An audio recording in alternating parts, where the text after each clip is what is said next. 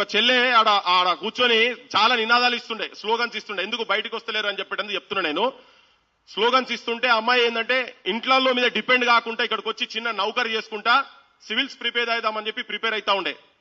Prepare అవుతున్న క్రమంలో ఆ నౌకరీ దగ్గరికి ఆ ఫోటో లేదు ఆమె అందరు ఇస్తుంటే కలెక్షన్ చేస్తుంటే ఇంత ముందు చెప్పిండు కదా 50, 100 అందరి దగ్గర వసూలు చేసుకుంటున్నాం అని చెప్పండి. వాళ్ళు ఒక 500 రూపాయలు అమ్మాయి ఇస్తుంటే ఆ విజువల్ మొత్తం మా సోషల్ మీడియాలో మొత్తం వస్తే ఆ విజువల్ ను పట్టుకొని అమ్మాయి ఆ రాత్రి తెల్లందాక అక్కడ ఉండి దారుణాలో కూర్చుంటే, అశోక్ నగర్ దారుణాలో కూర్చుంటే పోలీసు వాళ్ళు వెంబడబడి ఆమె ఆఫీస్ దగ్గర పోయి, ఆ చెల్లె ఆఫీస్ దగ్గర పోయి 3-4 సార్లు పోతుంటే, సార్ మీరు ఇక్కడికి రాకండి, మీరు రాకండి, ఇట్లా దయచేసి నా నౌకరు పోతుంది అంటుంటే వీళ్ళు జాబ్ పెట్టిన వాళ్ళు వాళ్ళ ఇంట్లో ఫోన్ చేసిండ్రు, మీ బిడ్డ దగ్గరికి పోలీసు వాళ్ళు వస్తారని. మరి నేను చేసిన ద్రోహం ఏంది, నేను చేసిన తప్పేంది అని అంటే ఆ ధర్నాలో కూర్చొని ఉన్నది ఏంది, ముఖ్యమంత్రి చెప్పినటువంటి ప్రామిసులు అమలు చేయమన్నటువంటి దారుణాలు కూర్చుంటందుకు ఇది చెప్పేది నేను.